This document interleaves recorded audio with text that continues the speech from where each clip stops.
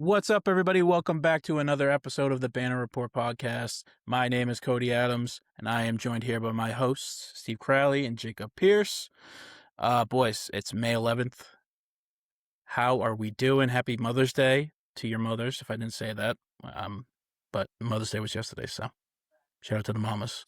Yeah, I wish I've been following the semis, and I wish that it was just a little bit. It feels like a pretty chalk semis, to be honest. Other than the Cavs and the Pistons, and the Wolves, Spurs, which I don't know. I feel like I'm not even too moved. I feel like the two teams that are one's about to sweep, and the other one just swept, seem like finals bound. So it just feels like kind of a chalky semis, that's for sure.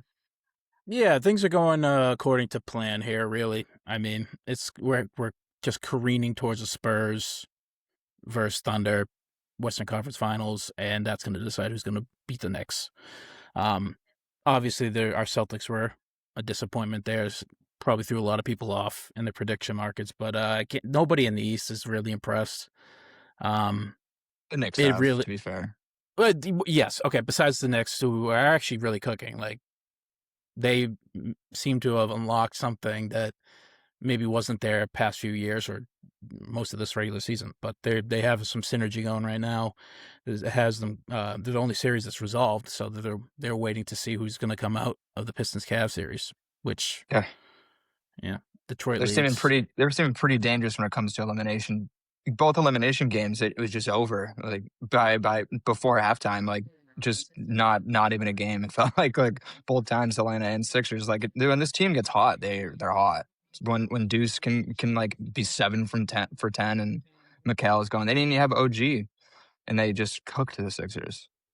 Yeah, I mean, and there's an angle to look on it there. The Knicks, obviously, it's headed by Brunson. They got Cat. They're playing very well. That's besides the point. They were always going to be they were my prediction to be in the Eastern Conference. It's that the Sixers, who sort of shocked us and just sort of laid an egg immediately after that. Now, I know Embiid is hurt, but how does this affect how you guys look at the Celtics season, knowing that the Sixers got their asses kicked, never stood a chance, really?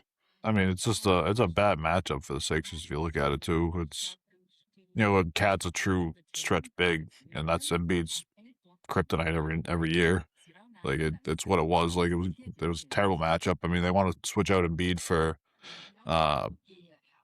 million-year-old, 30-year-old fucking Andre Drummond. They have worked against us. Yeah, but I'm saying if you want to run that out there, they have Mitchell Robinson. So it's like you're gonna negate that too. Like your scoring guards are just as good as the Sixers with Brunson and Deuce when he's going like that. Like, and then Sixers do the same thing they do every year. They whenever they have a successful season for the Sixers, it's like, all right, we did great. We played great in the first round. We gutted out a huge first round win, and then the second round they lose because they never make it out of the second round every year. So. I just want to push back. I don't really think it was that bad of a matchup for the Sixers. I mean, healthy-wise. Obviously, when Embiid's out there, then yes, you're right. And he wasn't healthy for a lot of those games. So, but on paper, again, right on paper, it doesn't really strike me as there's huge mismatches there. I mean, there's equal advantages that the Sixers have over the Knicks in attacking their front court. So I don't think they have as much of an advantage because you can put Josh Hart and OG Anunoby and Mikal Bridges and keep throwing all the waves of them at Maxey, but they don't have that on the other side to throw at Brunson. I guess you're right. They do have a slew of like those wing defender combo guard that is a murderer's row right there for really any team. I mean, that's why they were built to stop the Celtics for that reason. Like that's who they were thinking, who they have to stop, and it's worked. Not only here, but it's pretty effective against smaller guards too. And like you're saying too, like I agree. It's not necessarily like a mismatch, but it was a mismatch for us. Like Embiid, like having a former MVP that's like decently healthy at the time, battling against people that are just become like Kata, who just is a starter this year, and then Luke Garza. Like the fact that they didn't have a mismatch at big because they had Cat, like it was more of the differentiator. I think like it wasn't a mismatch either way. Like kind of neutralized the Joel Embiid effect to me at least. Yeah, I mean, Embiid says there's a thing we just got to cursorily talk about, but Embiid said this season was a victory overall, despite how the season ended. I wonder what your guys' opinion is on that, having said what he said about sort of, you got your ass kicked, but trying to take a moral victory here, right? I don't know how you can. I don't know how, if you're in Joel Embiid's shoes, you can look at another second round exit and say it was a victory. Like, that's been your knock since you've been in the league, basically, is that whenever you guys make the playoffs, you guys can't make it out of the second round. Then you did the same thing you do every year, because you make it to the second round and you lose. So I don't know how you can look at that and be like, oh, it's a victory. He didn't have a healthy season, so we can't say that. He played. I mean, they were games. drafting 4th overall last year. Like, yeah, that was based off of his injuries last year, right? well, they didn't go anywhere this year, you know. That's what I'm saying. Like, you only played 35 games this year. You got knocked out in the first round. It's like, it's hard to say, like, or knocked out in the second round. It's like, it's hard to say that was a moral victory for you. The only thing that I can think of is that he beat the Celtics, but even then, it's like, well, yeah, that's pretty big. I mean, you knocked down the 2 seed as a 7 seed. You gotta hang a banner for beating the Celtics, or like, you still had to make it out of the second round. You blew your load too early again, like you do every year. Like, he's not saying he's hanging a banner. He said the season was a success, and I think if you sort of don't go too crazy thinking about it, it was definitely a huge success for the Sixers and for Embiid this year to play meaningful minutes and beat the team that stomped you for your entire career. When you're a team who's the 7th seed and going into against the 2nd seed, like, when you look at that entire year for the Sixers, it didn't land in the cup, but you didn't think you were going to win the cup this year, right? The cup, I mean the championship, right? Like, there's no way Sixers fans thought they were walking into this year with a real chance at winning the title. Which, I mean, if you look at what their expectations 2 years ago, if you were to tell them that, though, they'd be like, "Holy crap! Like, what happened?" Because they were like, they were like one of the favorites coming to the East when they got Paul George. I mean, I get what you're saying, Cody. I'm more on Steve's side just because, like, because he only played 30. Like, if he had played 60 games this year, it'd be a success. Like, but it's more of the same. Like, the fact that he wasn't out there much is the only reason they were the 7th seed, and then he kind of saved himself the playoffs, and it didn't matter. So that's fair. It's fair. But I think we are sort of taking, and it's hard to say, I'm fighting a losing battle here. He's a max player, former MVP, the head of the team, right? He makes the most money. He's the head of this team. It's hard for me to cash him a lot of bail here, but, like, I know you guys are expecting a guy to play 82 games, 70 plus games, whatever, as many games as you can. For Joel Embiid, that's like, that hasn't been a possibility for a long time, and it's never going to be a possibility. Like, he's never going to be a guy who plays more than 60 games a year, maybe, right? Going forward. Yeah. I definitely can't imagine going forward. So with that calculus in mind, like, he played a decent portion of those games, and he played them when they mattered, right, in the playoffs, and they led to a victory. So if you put it on the Joel Embiid scale, yeah, this is probably his best year in a while. All around, right? And it's funny to think, like, this might be a playoff high, and they got swept in the game. Like, it's just, like, the bar is low for Sixers fans. I hate to hate on them, but if Sixers fan, it's an unabashed win, right? You just advance another year on bad money contracts. VJ Edgecombe is a legit dude already. You got a bench player and like Quentin Grimes, Maxey is a top 10 player. You know that now. It's sort of a big dub all around for the Sixers, just in general. But I guess when you mix is it also a success for Embiid? Maybe that math gets weird.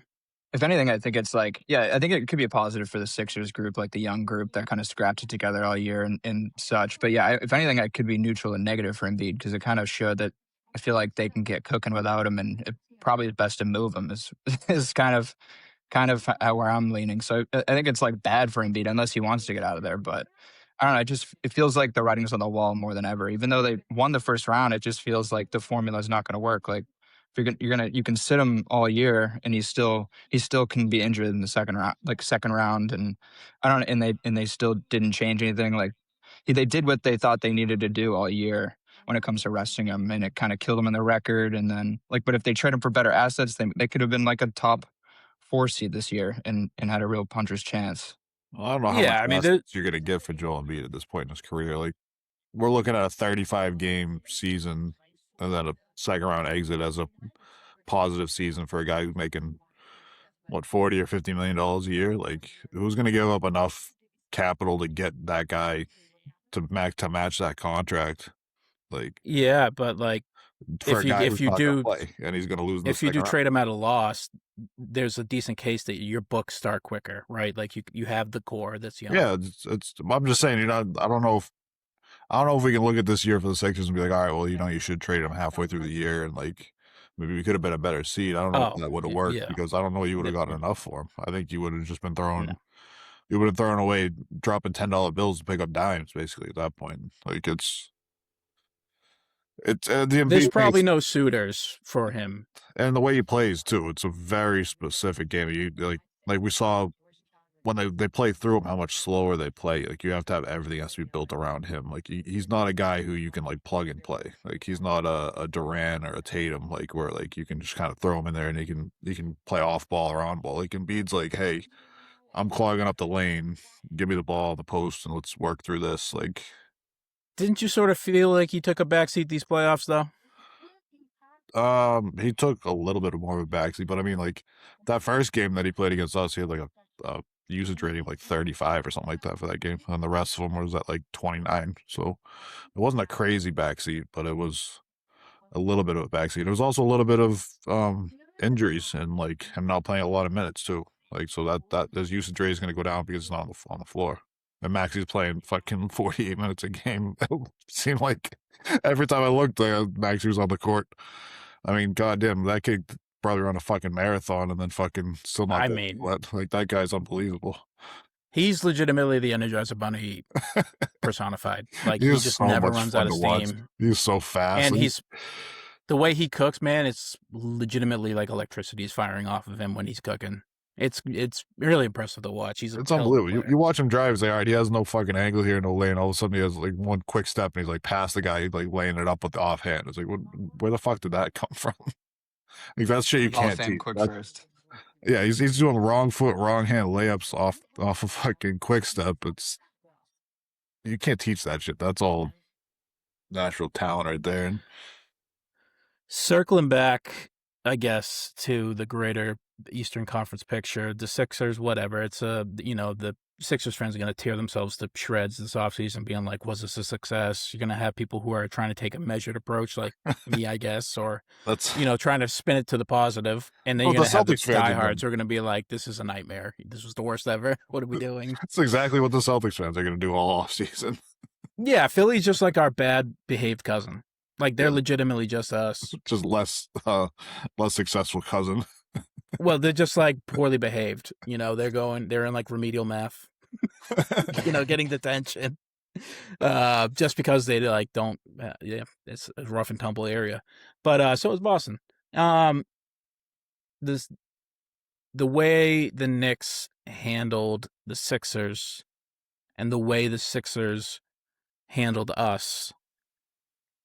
This is stupid, like a stupid projection game, right? But like, what do you think the series goes to if it was the Celtic squad versus this Knicks squad instead of the Sixers? I think Be realistic with yourself. I think the Knicks probably would have beat us in 6 the way that we were playing. I think we could have got about 2 games off of them, and I think that would have been about it. I think 6 is a bit generous. Just with how we played against the Sixers, man, that was like, we looked like a team that had no energy. We looked like the team that we were at the beginning of the year. But the one thing about the Sixers was with Tatum, the way that they won those games was beating us up inside with Drummond and Embiid, and the Knicks don't really do that.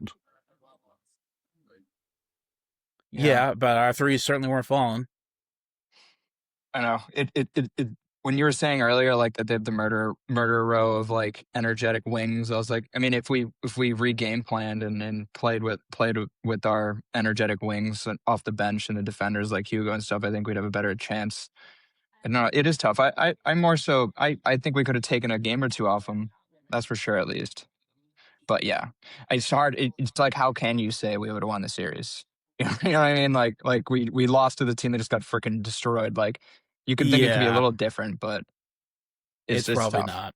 Which is so funny. It's just like how high expectations get as a fan of the team, right? Like, we were never going to be able to beat the Knicks in the series. Meanwhile, 2.5 weeks ago, we were been like, we might beat them in 6.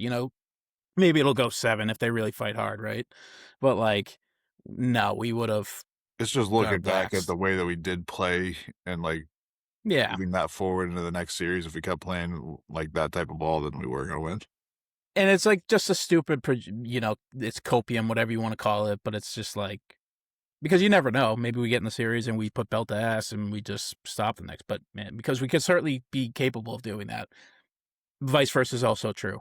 But Yeah, I mean, it's tough because if you told me if like I had really high expectations, but also if you were like, but caveat, Joe's only going to play 2 guys off the bench or 2 or 3 guys off the bench each night, I might be like, that doesn't sound, you know what I mean? Like if you were to like give me at least one peek into like the game plan, I might have felt bad because it like if you line it up that way, like with the talent mismatches there, like it is tough. Like we were supposed to be using our treasure trove of energetic bunnies, but we just didn't. yeah, that's really the particularly galling thing about Missoula's performance is just I don't know who maybe thought it was a good idea to shorten the rotation.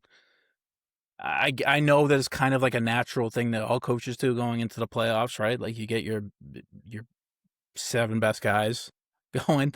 I mean, even then, like Nick Nurse didn't do that. Like Nick Nurse was playing. Yeah, he really did, dude. He was playing Justin Edwards off the bench. He played for them all year.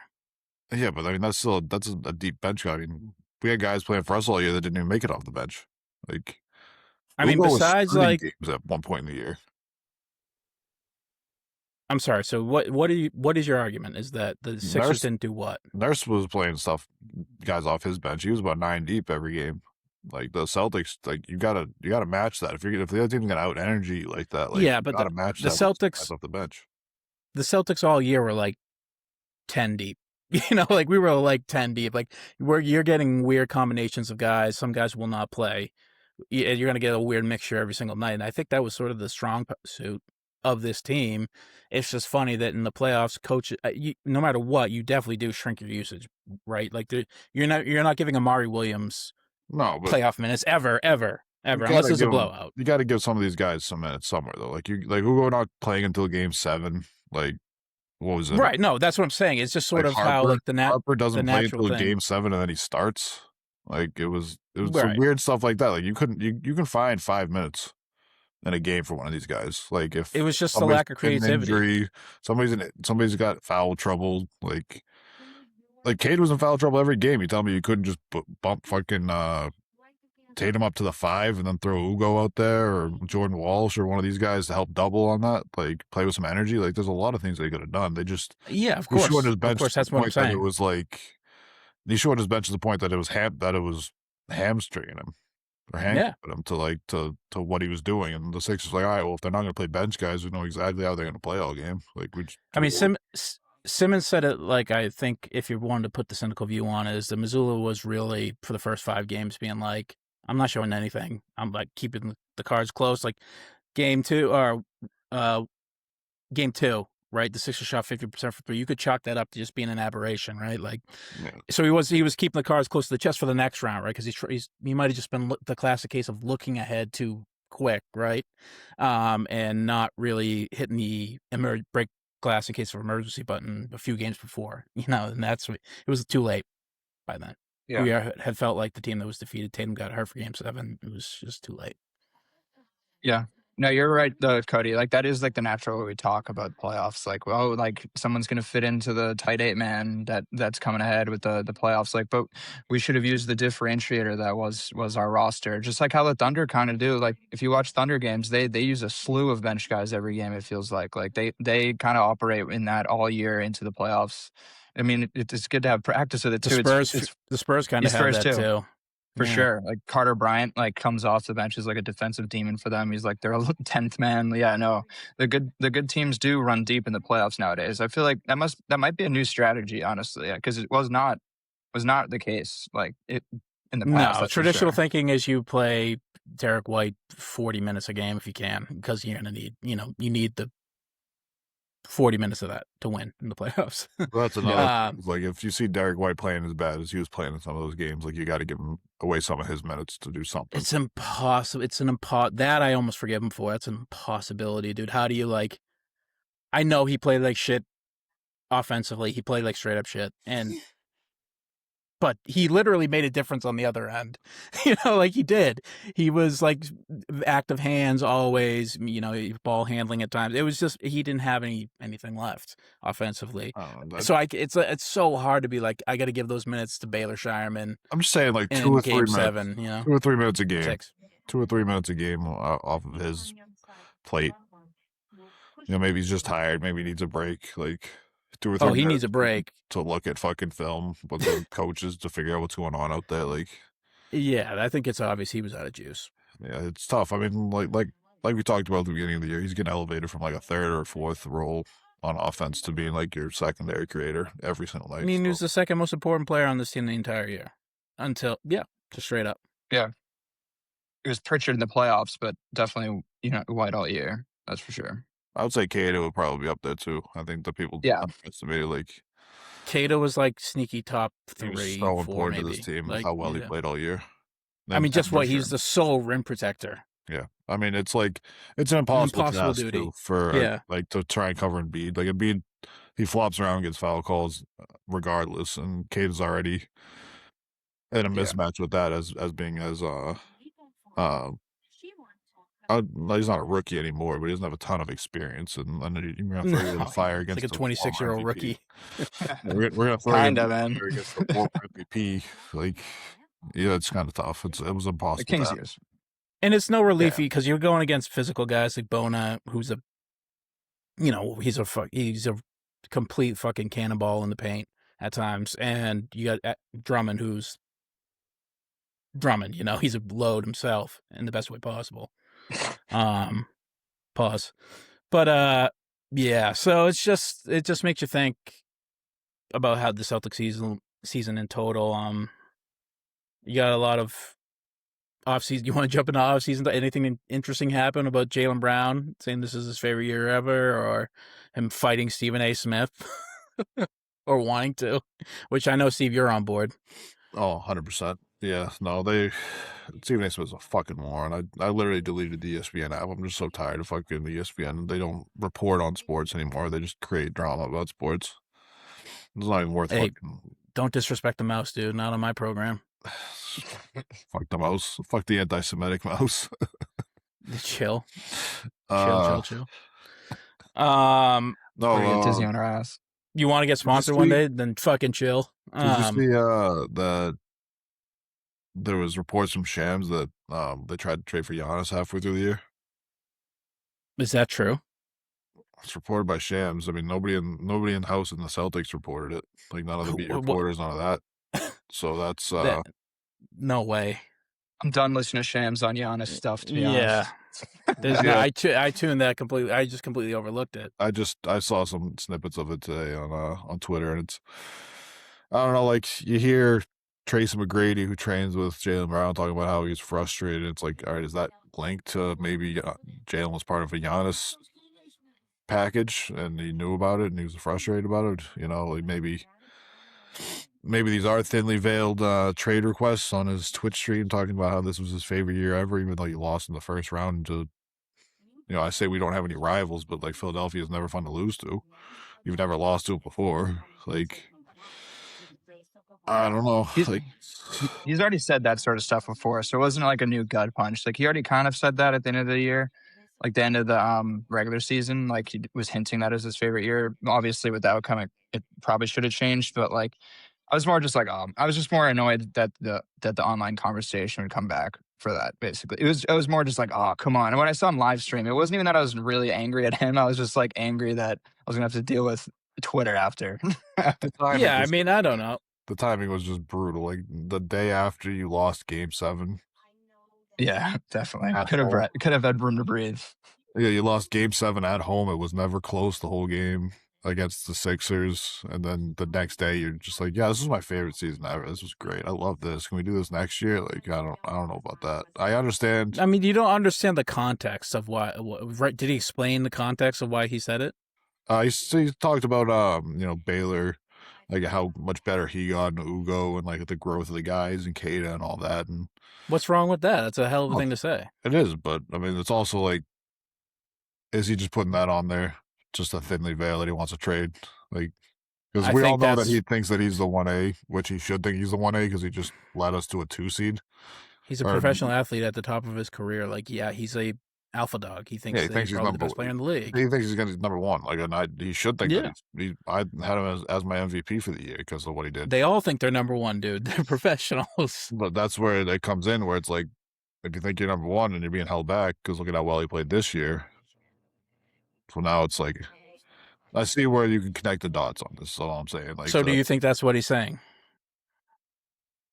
What do you think? What do you believe he means when he says that? I don't know. I try not to get into like guessing what people are thinking because you never know. Like today, I think that's exactly right. When he said that, he could have been thinking like, I want to be traded, and then the next day he'd be like, no, actually, I really like Boston, because he also came out and said he wants to play the next 10 years in Boston. But it's also the same thing as Kyrie, who said, I'll have if you have me back. But I don't know. It's impossible to know. So it's like, if he comes out and actually requests a trade, okay. If he doesn't, I think trading Jalen Brown for Giannis would be incredibly short-sighted. Oh, 100%. I'm 100% with you. Yeah. I just think that's my own personal belief. I might be wrong. You might you can make the case for why Giannis should come here with Tatum and win the next 5 championships, right? Of course you can make that, but I just believe that would be a mistake. Well, you know my stance on Giannis. I mean, and he's always injured every playoffs. He's injured every year now, so it's like, why is that going to be any different in Boston? You know, you're going to trade a guy who just led you to a 2 seed for a guy who's injured every year and is older. But also, if it gets to the point where Jalen's like, I want to be out, like, that's why looking into these players' words when they say basically what they're talking about, which is the growth of his teammates. I think that's probably exactly how he meant it, is like he overcame a lot this year as the leader of a team. It probably was his favorite year ever. Yeah, he had a great year. Like, it didn't end up in a championship, but we were never supposed to be there to begin with this year, right? Like, that's why the part of this year is still sweet to him. But so looking into any like speculation about what their words mean, it's just a frivolous endeavor to me, really. I mean, it makes for a good talk show, right? So I guess I maybe should shut up about it, and we've been talking about it for 10 minutes already, but it's just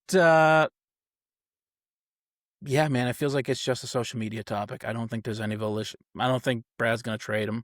I don't think he wants to be gone. Well, I don't know. If he does, I didn't know. And good riddance. We still have Jason Tatum. You know, I wouldn't put anything I guess past Brad. Like, Brad makes moves. I wouldn't put anything past Brad. I think the only guys on this team that are untradeable are Tatum and like D White. Has he ever been that brash?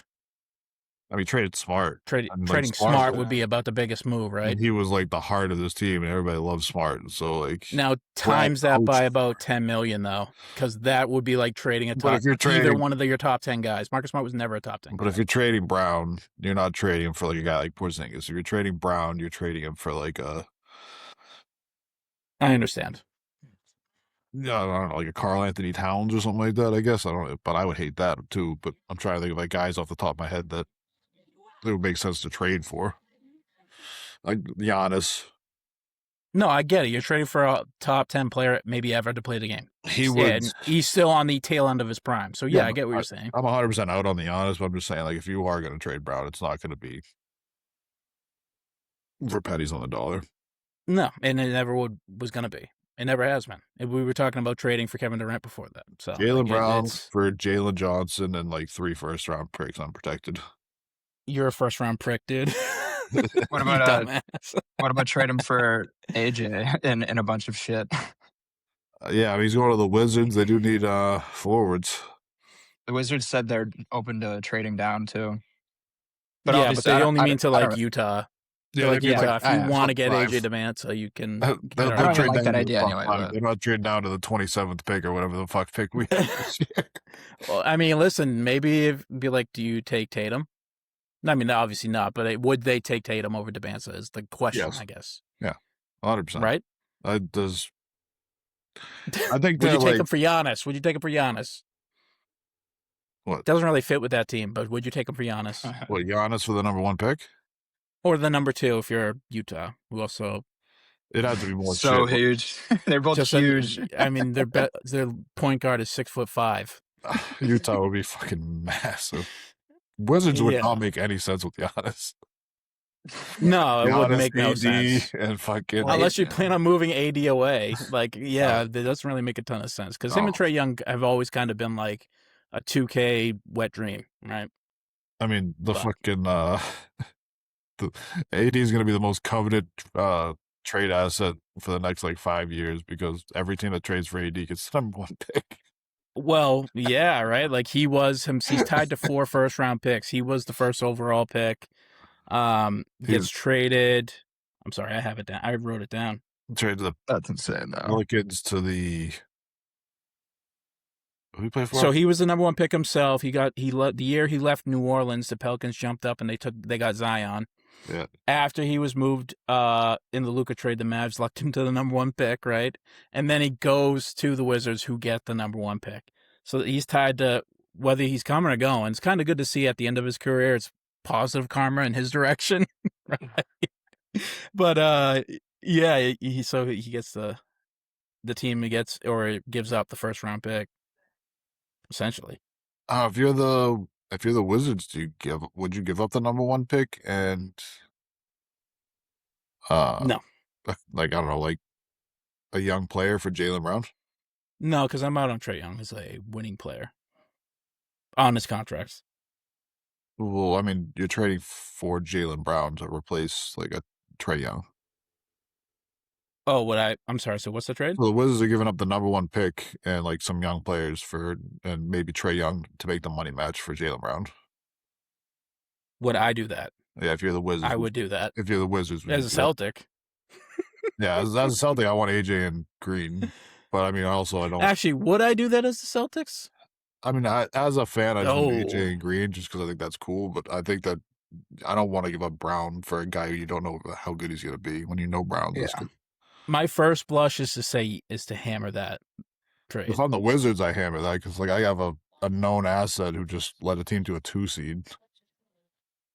I mean, Jalen. Yeah, there's not many. Yeah, Jalen Brown is. It was like that guy. It's like that guy on both sides of the ball at the wing position, which is like a perennial. And then in theory, you have a guy to build the rest of the team, move pieces. They have pieces to keep and to move out. Like Jalen that Brown, is a AD, foundational block. Jalen Brown, AD. You still got a couple young pieces over there. I don't know. Just a thought. I wouldn't want Trey on the Celtics. I don't think he fits. Well, yeah, but it'd be like a see ya.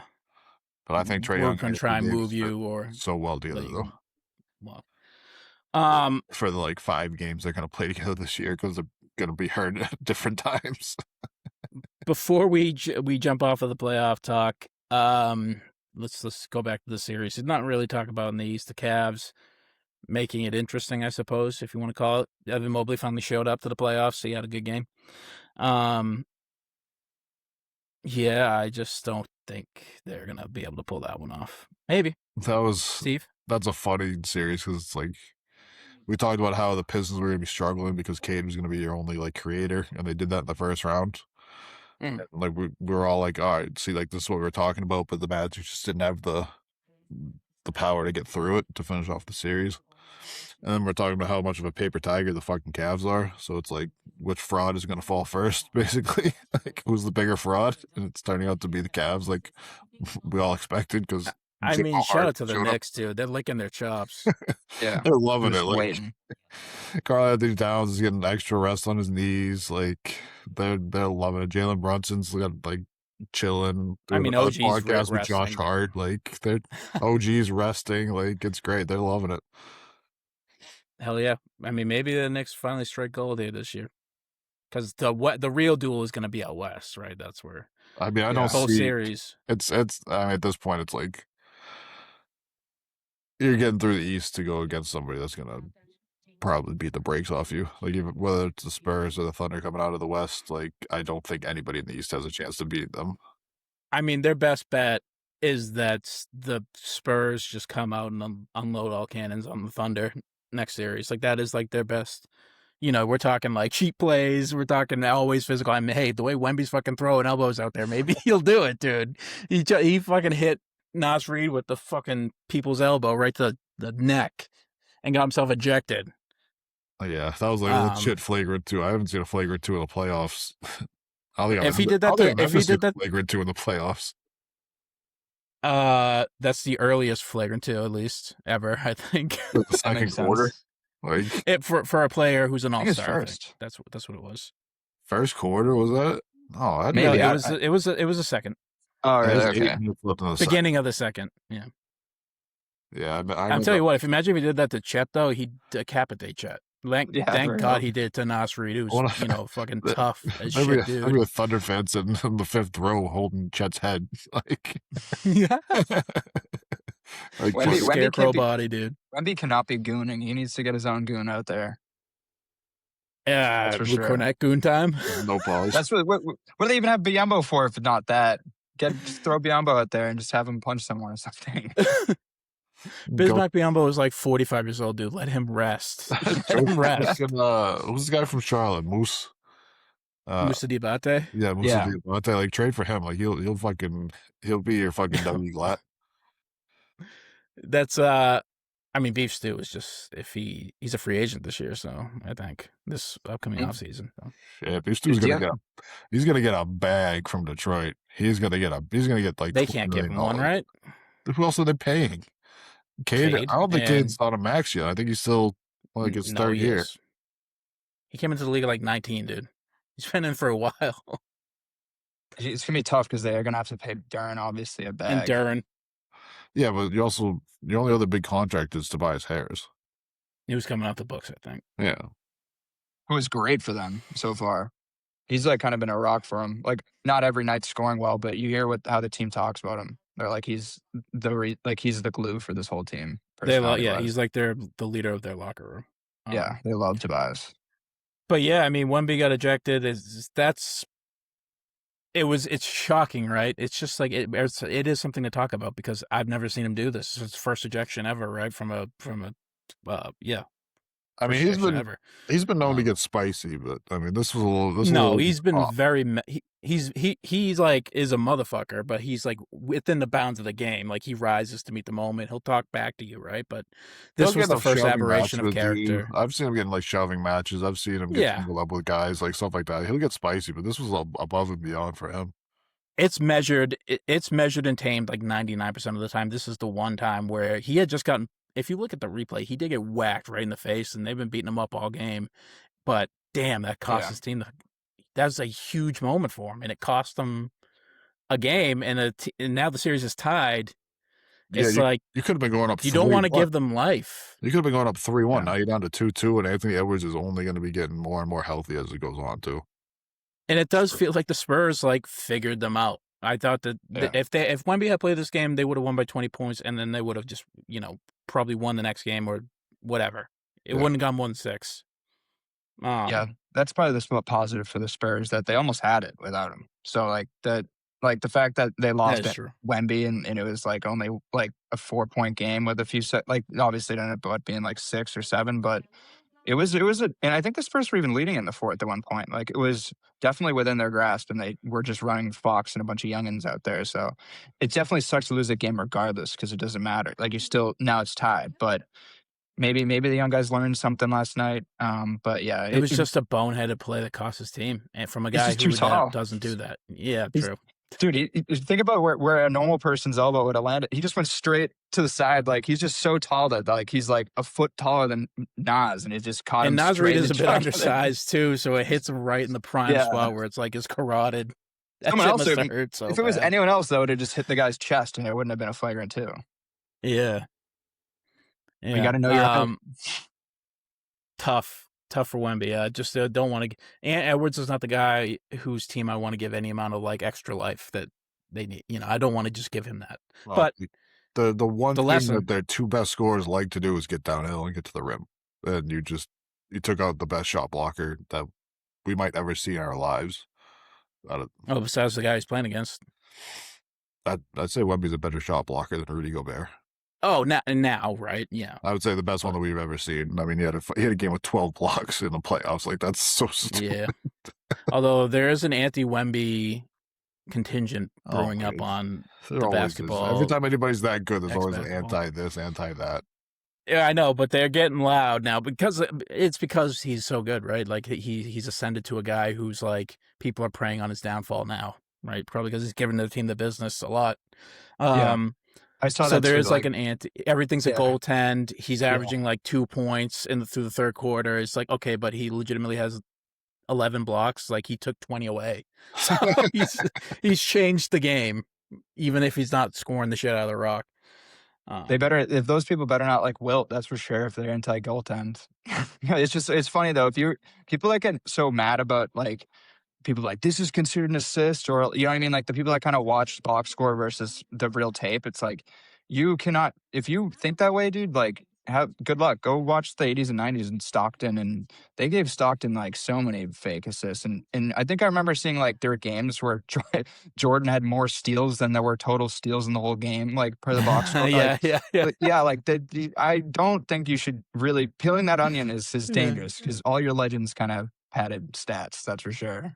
Right, yeah. What you're not seeing with Wemby is the fact that every single time, like the Minnesota tries to take it in there, and he's in there, they're like, fuck, now we got to kick it back around.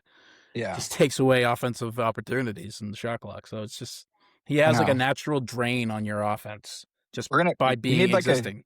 There's gonna be like there needs to be a new metric for him, like defensive gravity, or like the points of, I don't even know, shots avoided.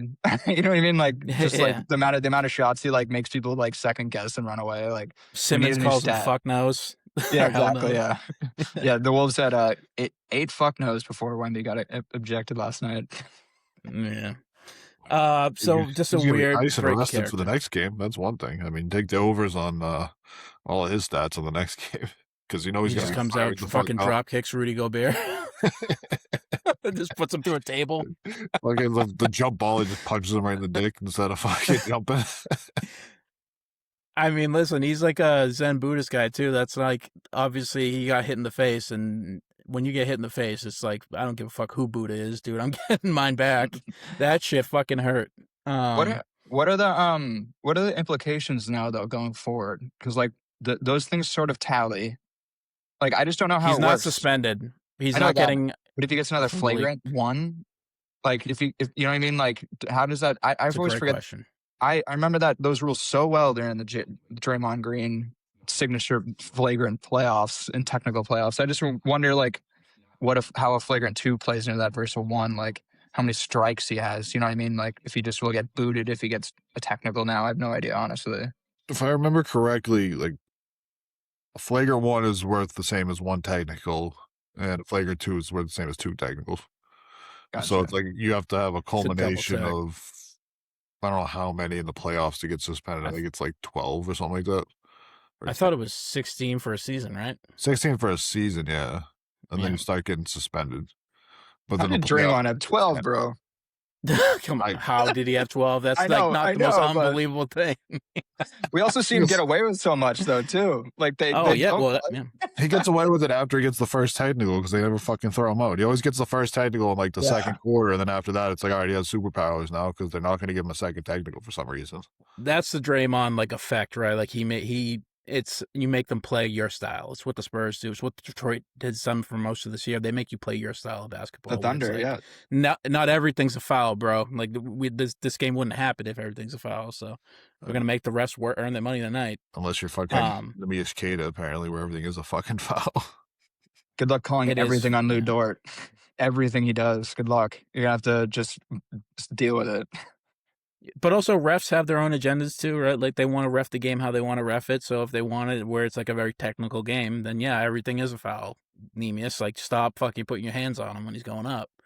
You have to know that as a player, right? Like for sure. But there's also some of those where they're battling for fucking rebounds, grabbing each other, and it's like, all right, that's just some of it. Yeah, like let them. You're getting fucked. And like some of these Thunder Lakers calls that you're seeing, or like Reeves is driving through the lane, it's a no call, and then fucking the guy gets. Caruso gets it's going up the right wing, and like LaRavia is riding him.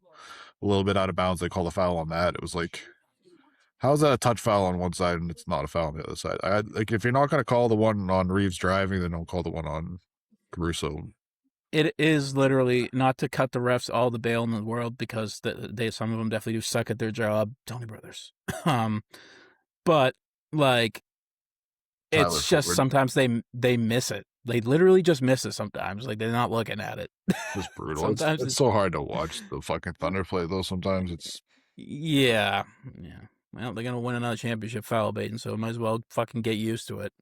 Especially seeing like they got in such a mode of calling. I mean, Jalen was pushing off, like, honestly, but like they got in such a mode of calling that on him. But then you watch the Thunder and you're like, fucking Shea does it too. God damn it. Yeah. Like Shea does that. I mean, not like Brown was being pretty silly with it. Like, he was being pretty egregious at times. Like, and I was like, he can get like real extent of elbow ish. Like, Shea's just sneakier. Shea does a good like, job locked. of just gets the elbow. He doesn't extend the forearm. He just gets you with the elbow and pushes you off with the elbow and then brings it back. It might literally just be how long. I think Shea's arms are like wicked fucking long. Like, that's part of it. He can just keep his elbow locked, and when Jalen like is trying to go through somebody, his just naturally extends because his arms are shorter, right? Like, sometimes you just got an advantage that the other guy doesn't, and Shea definitely has the advantage. And he's a 2-time MVP. We haven't even gotten that vote yet, but it's right as assumed. Yeah. I mean, imagine if Jokic won it.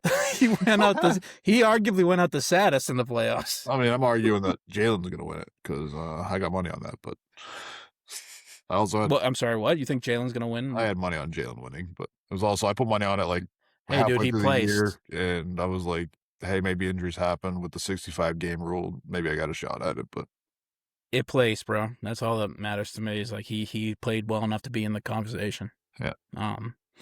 Speaking of that, Jamal Murray's in heaven, dude. He's not getting any flack because Jokic has gotten like all the Nuggets flack. Jamal Murray should never want to leave, dude. He did. It's so funny. The best job in the world. He never catches any shit any year. He fucking chokes in the playoffs half the time, and nobody talks about it. It's all about Jokic wasn't efficient. It's like, yeah, don't look at Murray's fucking stat line tonight because he wasn't efficient or scoring. So. I mean, it's literally like the Scottie Pippen effect, dude. Like, when the Bulls lose, it's Michael Jordan lost. Yeah. You know, when the Bulls win 6 championships, it's Michael Jordan won 6 championships. But Pippen was like, sometimes it's the unsung benefit of being in number 2. You get none of the credit, but also mostly none of the blame, right? Like, so. Yeah. Jalen, if you're thinking about it. Talking about fucking talking about ring culture. I mean, how delusional is fucking Draymond Green trying to talk shit to Chuck? Oh my god! Well, I missed this one, but they got a little heated on the set, right? What happened? Draymond said the goal is to not be like you in Houston because Chuck finished his career in Houston, and if you look like Chuck's last year in Houston, he was like 12, 8, and 3 or something like that. And Draymond Green right now is averaging like 6, 3, and 3 or something stupid. Like, you're already way sadder than Chuck ever was. Like, Chuck, Draymond would argue that it was different. I mean, Chuck's first game in Houston was 20 points and 33 rebounds. Like, yeah, I mean, Draymond's never done that in his prime. Like, he's also never. I mean, I hate that I'm cutting Draymond Green bail here, but. Fuck, man. I mean, Chuck, whose career would you rather have had? Chuck's. Really? His like resume starter is the guy that never won the championship. In my eyes, Chuck is an MVP, and it should have been a one-time MVP. Should have been a multiple-time MVP. Most people think. And the only reason why he lost, is he 1-time or 2-time? He might be 2-time. He might be 2. But I mean, he ran into Jordan in the finals. Like, I don't know, like, what are you supposed to do with that? Like, and then also Hakeem back-to-back, like Hakeem's run too. Yeah, but Hakeem had 2 in between 2. Like, Chuck's prime was matched up with Michael Jordan's prime. Like what are you gonna do? Like, tell that to Isaiah Thomas. He won one against Jordan. Like, there's Jordan before Jordan though. No, it was after. Well, no, it was Jordan before in the middle of 89. I mean, it was like sort of right in the peak. That was Jordan's like 3rd year before the apex, I think. Well, don't you guys know it's not a bad year if Jordan doesn't make the final? He didn't make the finals, so it's not an L for Jordan because at the 6-0 is all that matters to them. Jordan was also drafted in '85, so it was his 4th year in the league. And the bad boy Pistons got him. Like, he's a one-time MVP. I would rather have Chuck's career 10 times out of 10 over Draymond. Like, Draymond, if you just like the guy more. No, like, listen to my argument. I mean, like, okay, what's Draymond's accomplishments outside of riding fucking Steph? 2-time defensive player of the year, 4-time champion, multiple defensive teams, still rather multiple All-Stars, multiple.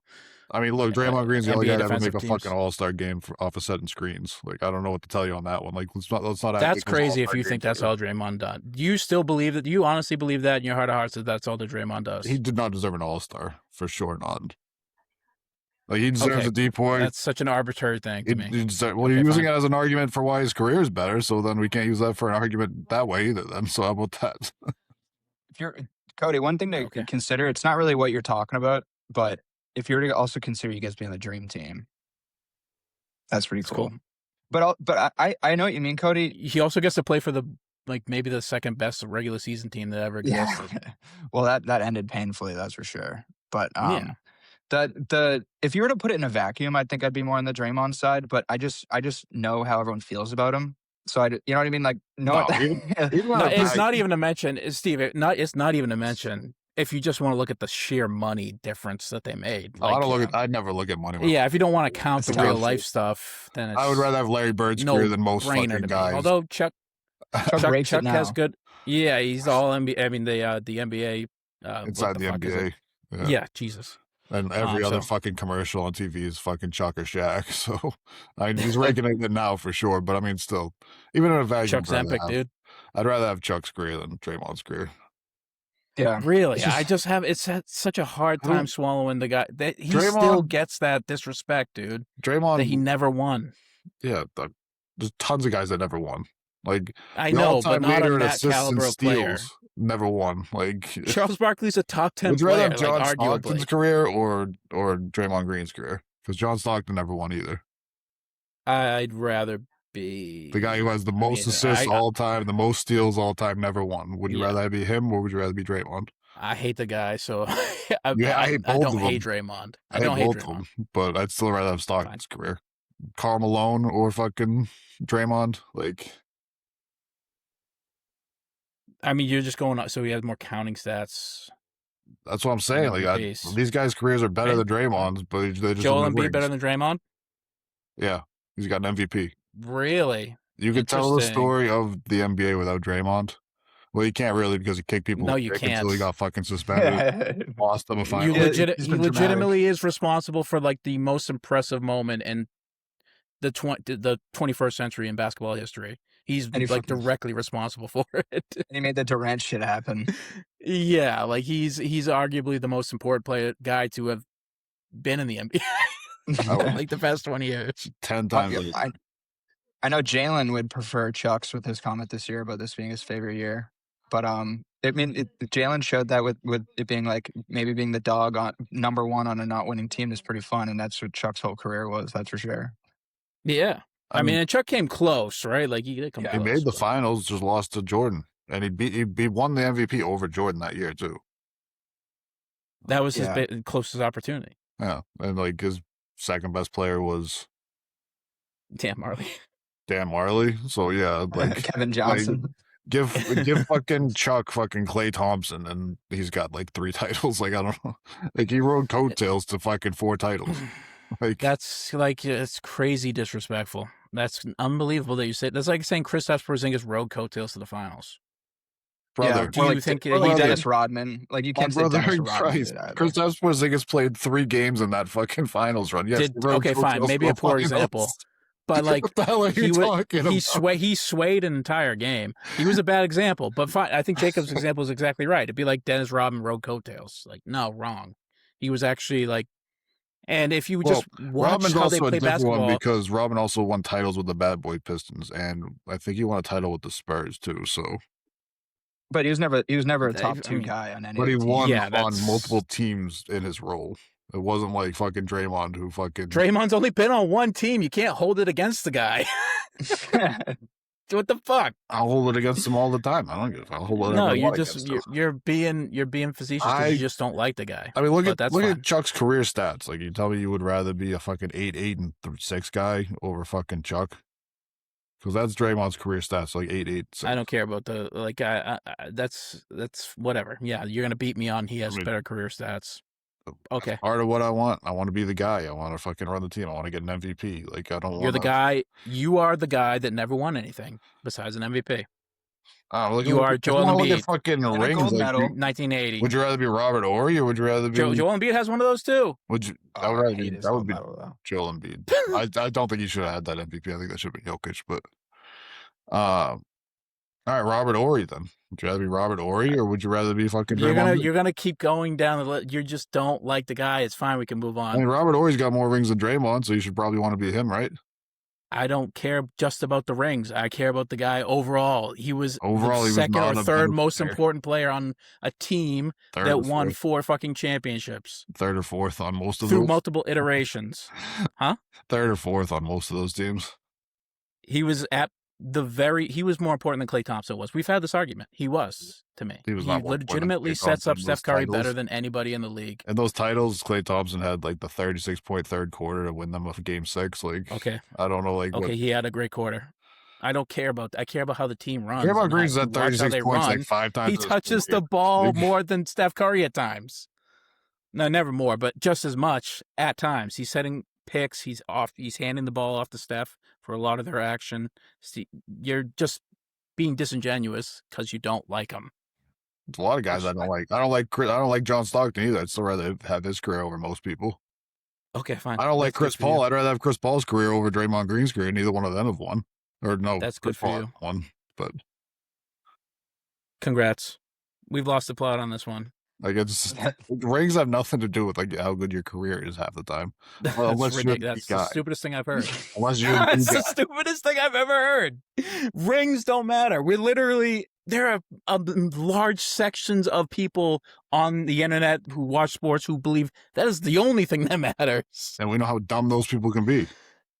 Yes, but like to say it's just... We just had this argument with me last week. To say it means nothing is crazy. We just had this argument with me last week. I said that the season's a failure because we didn't win a ring, and you said I'm crazy because of that. You are. So it's crazy to think that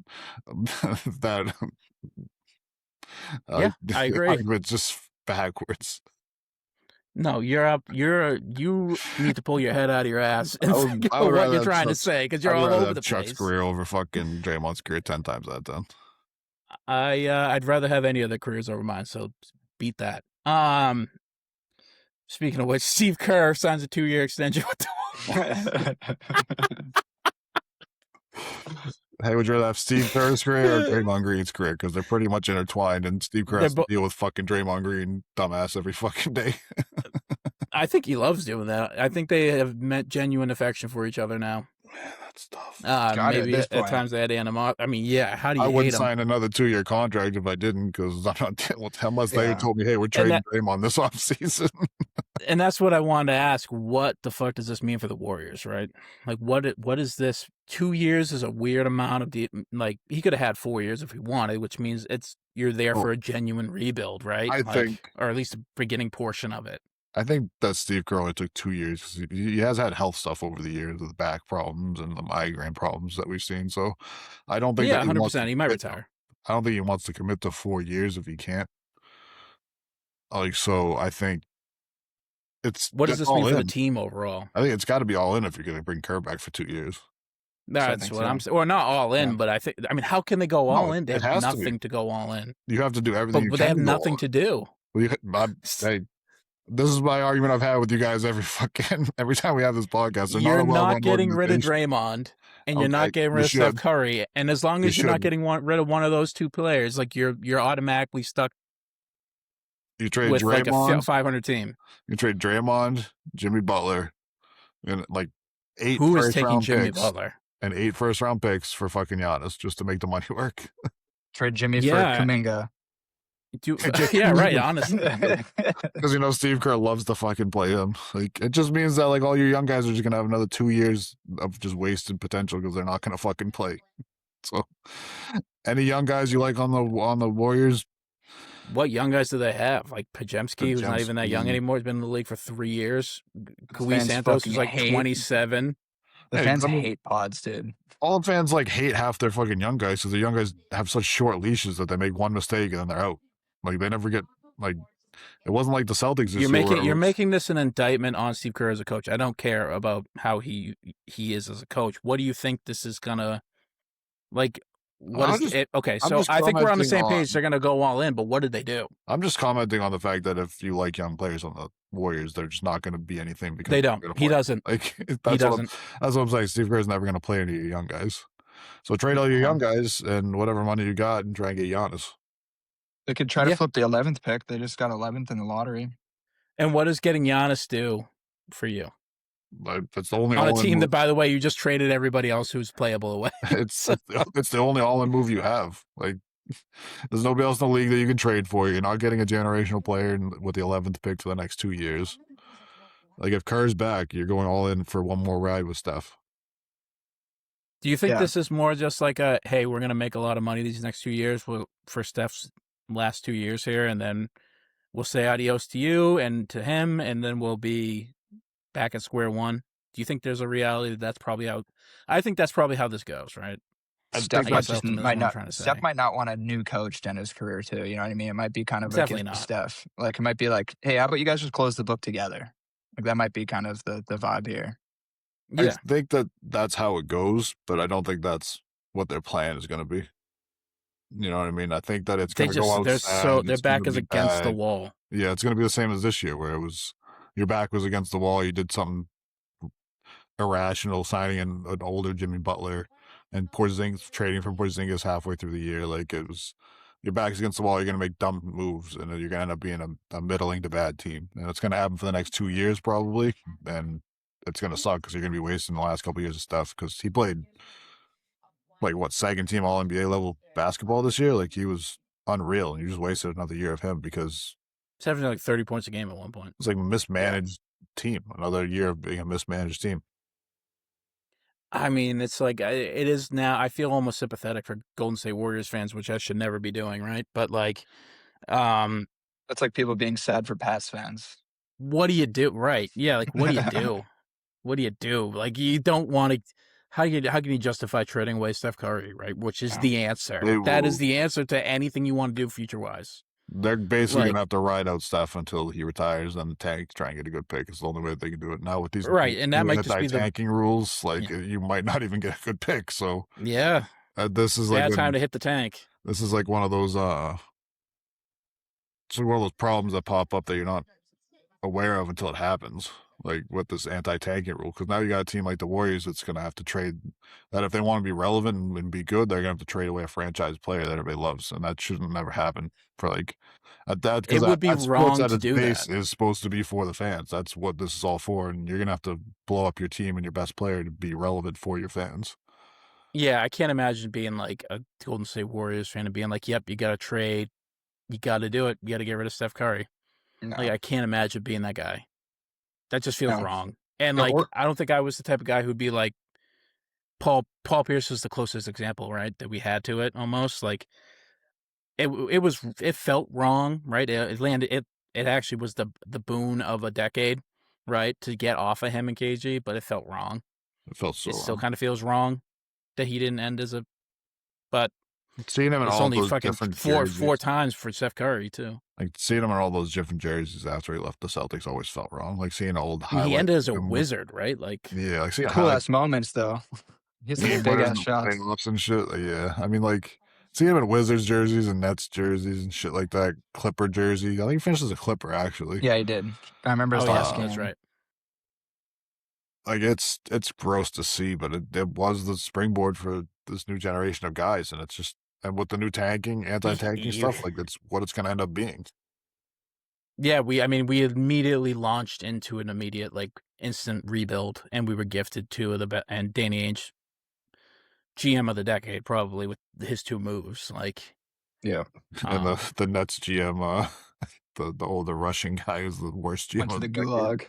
well, he was the owner, wasn't he? He Yeah. bought in immediately, and he's like, He you know, bought like it. Kevin Garnett, Paul Pierce, the two guys that couldn't get over LeBron James the past 3 seasons. Let's Bring it From in. all our oldies.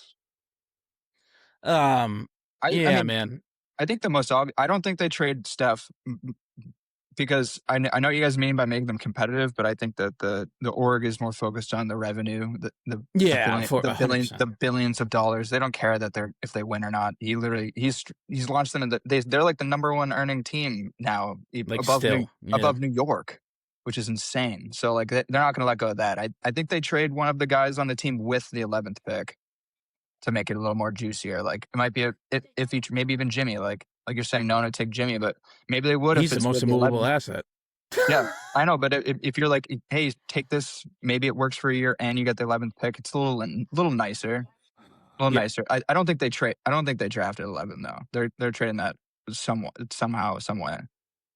11 doesn't help you out enough in their position. Yeah. Like if they were like, at best, you get like maybe a guy who can play some bench minutes in the playoffs. And they're not good at drafting. Not since Clay and haven't Steph been and Gray. recently. Like, yeah, which I think this is a different org too. It's insane. Yeah. I mean, Kuminga was really a hit. Yeah, they just buried him on the bench, didn't fucking play him. Jordan Poole was. Jordan, well, Ryan no, Rollins. that aged like milk immediately. Although he helped them win He the got the champion. Yeah, he was probably the third best scorer on a championship team. That's all you can ask for, to be honest. Ryan Rollins too. He was a draft pick by them that they just let walk. Yeah, it's a little early to be seen on him. Also, I think they're too skeeved out about it, but I think he had some sort of arrest, which is why they kind of let him go. I think he had nothing major. He like shoplifted or something stupid. I mean, come on now. We have fucking guys in the league that fucking beat up their girlfriends that Yeah, exactly. Yeah, we don't need to go down that road. Like no, exactly. I'm not giving them any fucking out on fucking a good player that's fucking done bad things. Like he's good for 1 year, Steve, and he was like kind of good for 1 year. Let's relax. Kind of good would have been really fucking helpful for a team that missed the playoffs, huh? I mean, his team that he was on missed the playoffs, so. Yeah, but the team he was on was fucking terrible too. They didn't have Steph Curry. yeah, both times, kind of. Yeah, he's when Jimmy Butler tore his Achilles, that team became terrible. Well, Steph was still keeping him afloat. I'm sorry, was it his Achilles or knee? It might have been his knee. I think it was his knee, but his whole leg exploded. Steph kept him afloat, but at the end of the year, Steph was just too hurt. Like he was missing so much time at the end of the year, so they just ended up just shutting everything down. They had a shot at the playoffs at the end of the year, but he had like a calf strain or something that was going on at the end of the year. So they're like, yeah, we're not forcing that with 8-year-old Steph Curry. Like that's not happening. Not everyone's LeBron. I saw people online trying to say that like people are like expecting LeBron to like play better in the playoffs, and like the expectations for LeBron are so crazy. Like I don't know anybody in the world that's like expecting LeBron to be carrying a team in the playoffs. Like I don't know where you're hearing these narratives. Like that doesn't make any sense.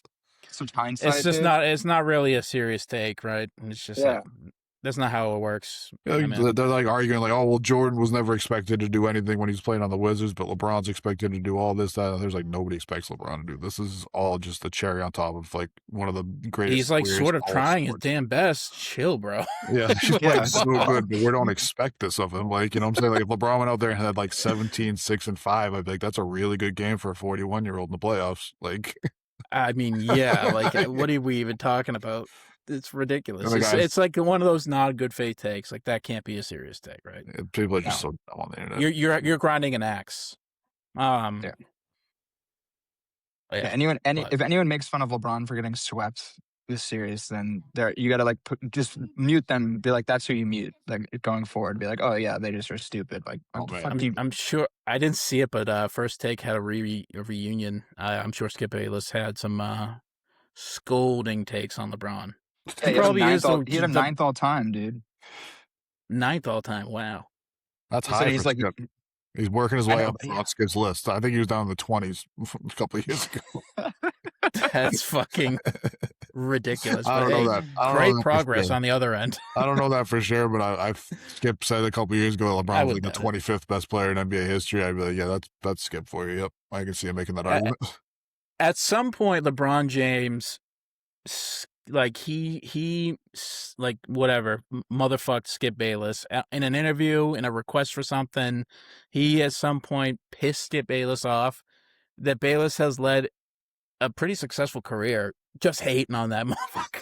Just hating him. Skip Bayless belongs at the fucking 2026 haters ball, right? If Chappelle comes back and does the skit, that is some serious hater shit right there. And honestly, I kind of gotta tip your cap to it.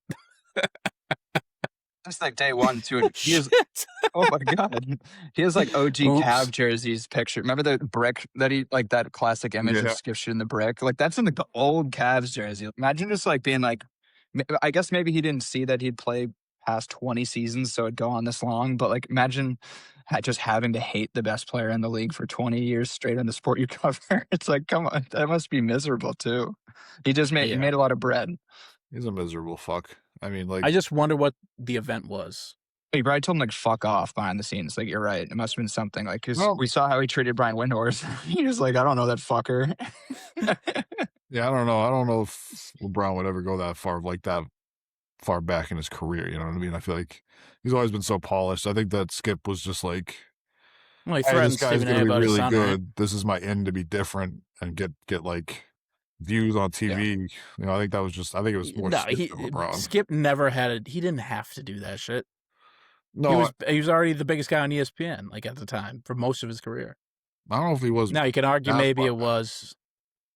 What are you talking about? When First LeBron Take? first got into the league in like 2003. I don't know if Skip was like the top dog at ESPN at that point, but but he became like shortly after because that's when I started watching, and it was like the number one watch show on yeah, ESPN I'm just saying, for multiple years. Skip might have just used that as like, hey, if I hate this guy, I can catapult my career even if I've never talked to the guy before. Like people did it with Jordan. Like Skip, I'm sure that with Jordan, and like the newspapers that got big were the ones that hated Jordan.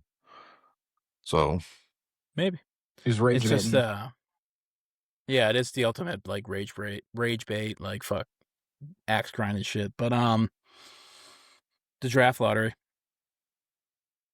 Yeah, what was the order for that? Was the Wizards 1?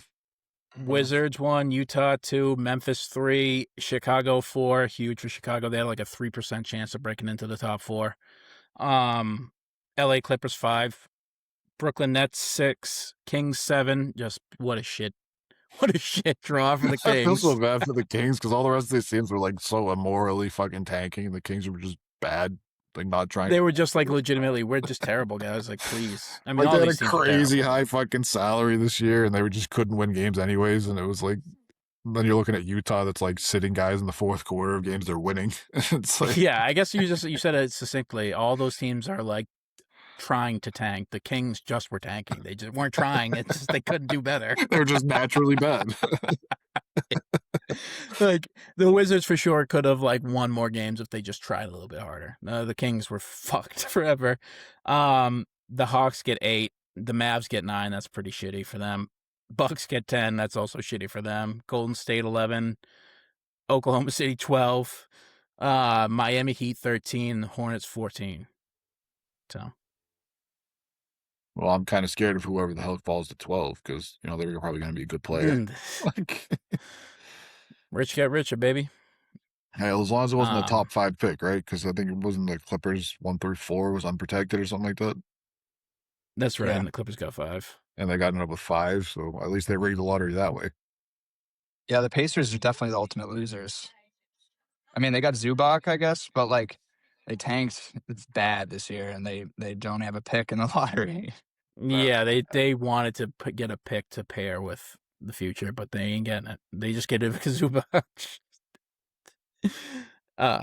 But yeah, I mean, the worst version of the team they won in the finals with because they also traded like Mathurin for him too. Yeah, best thing for them is they got, I imagine, some sort of semblance of cap. Probably. I don't know what they're bringing in, but something. That's really it for hoops. You guys ready to talk about movies? Well, I want to see like AJ Dybantsa to the Wizards. Like that's gonna be fun. Definitely. I mean, I texted their roster with AJ, and it's like obviously like you're saying, like we never know what AD's like, but like even without that, man, like even if AD's not playing, like they have like 10 dudes now if they have AJ. It'd be Trae Young, Kante George, AJ Sarr, AD, Trey Johnson, Bub Carrington. They have D'Angelo Russell. Bilal, Ken Whitnor. That Julian Reese guy definitely is. It seems like he can be a decent bench big. And then they have the other Champagne bro, the Justin one. So it's like, Justin, yeah, they have like a decent like if they might trade. Who knows? Like maybe they want Peterson, so they just trade to 2. But them and the Jazz are definitely teams to circle for like biggest differentials if they pull off this little scheme they had going of trading for people and then sitting them immediately so you keep your odds. I mean, I'm very interested to see what their odds open up at for how many games they're going to win, projected to win next season. If they Do trade, you think it hits the 40 mark? Probably, right? Yeah, they probably should. Like 41, 42. I mean, just a amalgamation of Trae Young, AD, and if they keep the number 1 pick and pick AJ, like even with the injuries, as long as 2 out of 3 of them are playing, like they're going to be pretty good. Yeah, I mean, counterpoint. This is a team that won like 18 games. They could be, but they could be the new Pistons. But they were they're also trying to win 18 games. They traded for Trae Young and AD, and they didn't play for like the entire second half of the year, and they were both. AD doesn't play like anyway. Like that's betting on him being a healthy comeback. Well, they sat him when he was healthy, though. Like we all know that he was healthy enough that he could have played some of those games in the back half of the year. They were just trying to lose. Also, I'm pretty sure Jacob did a whole thing about how AD's actually been relatively healthy lately. Yeah, before this whole like Mavs trade, basically. Yeah. Which is I mean, argue that he's getting older, like, and he was healthy before the injuries, and now he's older after the injuries. It's like I don't know. You take AD out of that team though, and it's still a playing team. You know what I mean? See, my argument would be if they're going to trade for the number 2 pick, they're going to take Boozer then. No, they don't want another guard. They already have Trae Young. They're not going to want Darren Peterson out there with Trae Young. Yeah, you get the better guard. Yeah, but you get Boozer to replace AD if he's hurt too. There's no way it's not going to be Dybantsa and I'm sorry, I'm blanking on Darren Peterson. Yes, 1 and 2, right? Like there's no way. Well, the way that the way the teams are now, yeah, because the Jazz are not picking a center or a power forward for that team. Well, that'd be foolish. That'd be really dumb. They're smarter than the Kings, okay? I'll give them that. AJ would be their shooting guard if they pick AJ. Yeah, like if they pick Darren Peterson first, then AJ would be your shooting guard at 6 foot, like 8. I got to get into some hoop tape. I just am at a loss here, but I know Dybantsa's probably going to go 1. Yeah, it seems like. So it's going to be basically, does Utah make a jump forward? Yeah. Yeah, and even then, just to get the guy. I don't know if they would because they already got Laurie. Like, so it's kind of like a. They already got what? They got Laurie marketing over there still, so. Yeah, and Triple J, it's tough. Yeah, so like fitting in another 6'8" wing onto that team is kind of like redundant almost. I mean, he'd be undersized compared to the rest of them. They're all 6'10" and above. He would be, but I mean, still playing that same similar position though. Like when they need guards on Utah, I feel like, unless I'm forgetting about somebody. No, they don't. They're Keontae George and Collier. Yeah.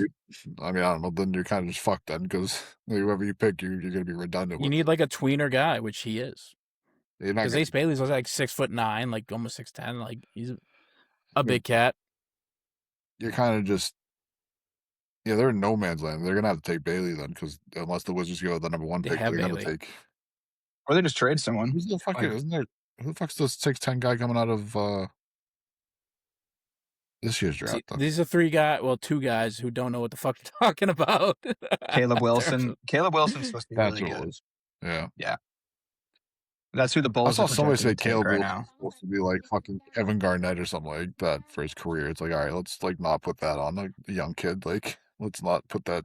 I mean, he has like Michael Myers tattooed on him, right? Like he might be that much of a psycho. I thought Peterson did. One of them does. I think it's Peterson does. Well, I'll review some tape and I'll come back to you. Review the tattoos and get back to you. Yeah. Anything else draft lottery wise? No, I feel like we're still gonna we're gonna see a bunch. I feel like the board's not set. Like we're gonna see some moves happen. I think, and we'll get some more an accurate picture. Right now, it's the first day out, so who the hell knows what's gonna happen? Honestly, when is the draft? Google it. Does that happen like during like the finals? Yeah, I think it's sometime around June. I think it's like in June. Yeah. Yeah. Can you tell this is the three guys whose team hasn't been like really deep in draft talks for about a decade? Yeah, Dudson's Tatum. Like that was the last time that we had a deep draft. All I know, we're gonna pick someone gas in the late 20s. That's all I know. That's all I care about. I bet I'll put money on it that they played at fucking Barcelona too. We love picking guys out of fucking Barcelona. Maybe Yeah. I'll play him in the playoffs. Maybe. For lucky. Speaking of Hugo Gonzalez, the Fast and the Furious, that's kicking off race to the finish month, the month of May here. Fast and Furious, 2001, Paul Walker, Vin Diesel. What do you guys got? I forgot how. Actually, hold on. You know what? Let me give it a brief intro. Undercover LAPD officer Brian O'Connor infiltrates LA underground street racing scene to investigate a string of truck hijackings. Embedding with Dominic Toretto's crew and his sister Mia, as Brian gets pulled deeper into Dom's world and discovers his crew are the hijackers. He's hunting. Oh my God, AI fucked this up. Essentially, an undercover. It's basically Point Break, but with street racing. That's what I was gonna say.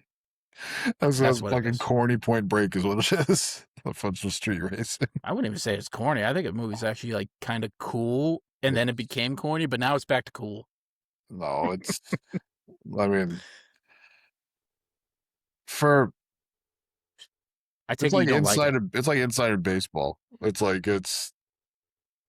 if you know about cars. This comparison. Like if you know about cars, and this movie's just kind of corny. Like none of the shit they're saying makes any fucking sense. Like they're just saying words that sound like they're car stuff, and they're just not. Like yeah, you know why, Steve? Because it's not a movie about cars or racing. It's a movie about fucking family, dude. Show some goddamn respect. It's a family drama at its core. If they called it Fast and Furious Family, then I'd be like, yeah, sure. But they called it Fast and Furious, so the next one is probably going to be Fast and Furious Family. They're on goddamn 15 at this point. 11, yeah. See, the Steve though, as much as you might think it's corny, you did do a little marathon after, so it got you. Hey, I said it was corny. I didn't say I didn't like it. All right, you don't like the technical talkings about car stuff. Yeah, I mean they're talking which about is a hell of a criticism for a movie. Which I don't know. So I was like, if you're revolving around cars, then I feel like you should probably have like the lingo correct. You know what I mean? It's not so much about the technical abilities of cars, Steve. It's about the culture of the car, the street racing. Yeah, that's what it's about. That's part of it, like part of the culture. No, it's what it's about. What you're talking about, like not saying it sounds convincing to a layman. Well, that's what I'm saying. Like every other fucking, if you watch a medical show, they have people that they pay to be like on the staff to say, "Hey, this makes sense. This doesn't make sense." Like you had a movie, like a multi-million-dollar movie, you didn't have anybody there that knew anything about cars saying like, "No, that doesn't make sense." Like, I mean, now I need an action hospital movie. I can't even fight you on it because I don't believe that they're talking nonsense. That's how believable the dialogue is, right? That's what I'm saying. Like it's insider baseball. Like if you know about cars, I can't fight you if it is or not. That's what I'm saying. It's insider baseball. If you know about cars, you can look at it and be like, that doesn't make sense. And it's also like, so I some of the action who cares? stuff was corny too because it was like you're on a straightaway and then a guy pulls away and then you can hit another gear. Like what were you waiting like to not shift again? Like I don't, where you're just on a straightaway, like just cruising while you're racing instead of shifting. This is a god awful take amongst a few you've had. This is such a bad take, dude. Well, I love this movie. Furious does cars poorly. It does it the best in any movie that's existed. No, we have a couple movies like Ford versus Ferrari did cars much better than this. Okay. There's a lot of movies that did cars better than this. This makes them cool. Oh, this made cars cool. Brother, I am not arguing any of those points. I am literally just pointing out that if you know about cars, like, and you watch this movie, you're like, this is corny, but it's great. Like, I'd say the it's movie corny. on his face is not corny. The car talk might be corny. The movie on its face is a little bit corny. Okay, fine. You're right. You can't argue that. It's not corny. When he gets in the fucking keys at the end, I owe you a 10-second car. Like, you just gotta enjoy. Once you choose to enjoy that, it's a great time. Yeah, fucking relax, dude. Brother, go watch fucking Top Gear. I literally am telling you that I enjoyed the movie and I really liked the movie. Like two No, things I'm could be the pissed. same. I'm fucking livid, dude. This- Fuck you. This movie rules, and you're wrong. I also just think it's hilarious because for the rest of the movies, Dominic Toretto was like a muscle car guy, but then in this one, they were like, no, he loves fucking Honda Civics with fucking neon underglow. Well, that's because the car wasn't like, it wasn't supposed to be anything. It became something that was, you know, a kind of an icon of the franchise, but it was just the car that a cool looking car that he had at the time. They built with his pops who died. Right. That was rewritten into the script, by the way, I think, from my research, from what they said. This movie's it's Paul Walker and Vin Diesel's movie, right? Like this is the vehicle that kind of launched them into superstardom. I think it was made for about $23 million or something like that, maybe somewhere in the low 20 to 30 mil.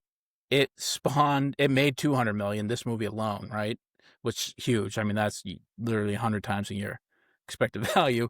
And then it launched a $7 billion empire that legitimately floats much of the movie industry and is like too big to fail at this point. It's crazy.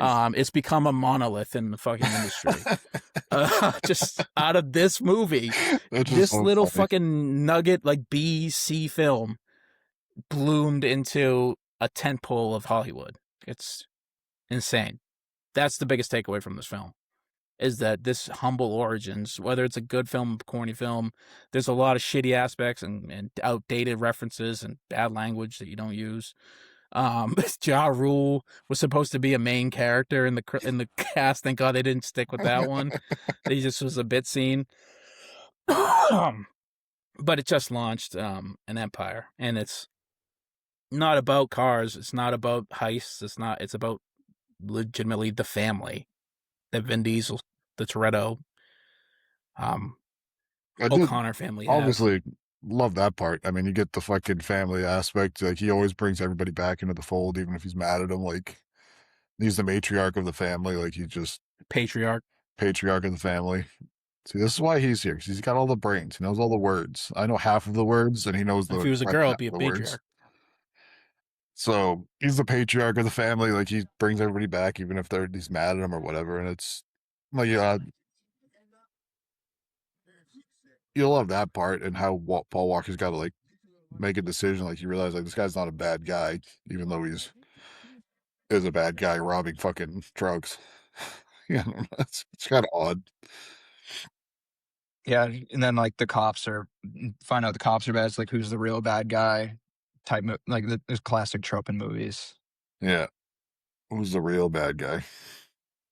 Yeah, no, I mean, it's funny that you said like the car talk thing definitely resonates with me too, because I know nothing about cars. So like I can see what you're saying, like but I just can't spot where it is wrong. That's for sure. So it goes over my head. That's for damn sure. I've like I just get a little basic Honda and don't do anything to it. That's my car, my car knowledge. I mean, I literally drive a Toyota Corolla from 2016. Like, this means nothing to me. I will say that this movie did spawn like my initial love for, and it paralleled with the Most Wanted, the Need for Speed games, right? Yeah. Like it sort of hit at a perfect time to influence, I mean, a lot of like what culture became, right? Like the car.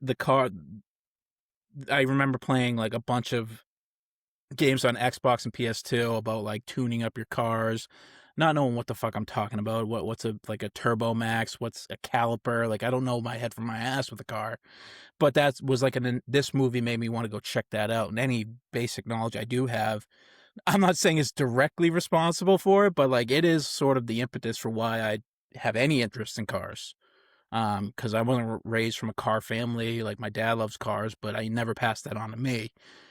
It came from this movie hitting at the time. It did, especially in my young life, right? But this movie bred a lot of people like getting into the car scene, which is like the beauty of this movie, and like what it did for the car community. And people still like reference this movie. Like, you still see people that with tuned up cars, and they have fucking stickers on the back says "Tuna No Crust," because that's what he used to get at the fucking from the shitty fucking place over there. Like, it spawned a lot for the car community, which is great. I mean, I'm always gonna. It was the beginning and the end of it, I heard, because it sort of died out in the late 2000s, right?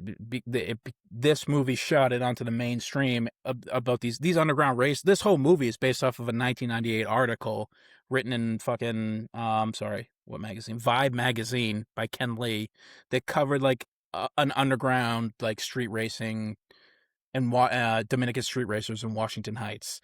So that's what spawned this movie to be made. That was the impetus idea. And obviously this has been going around LA, Texas, all that underground. And then this movie shot it into the mainstream. We all sort of became, oh, that's a culture, a subculture that's cool, popular, whatever.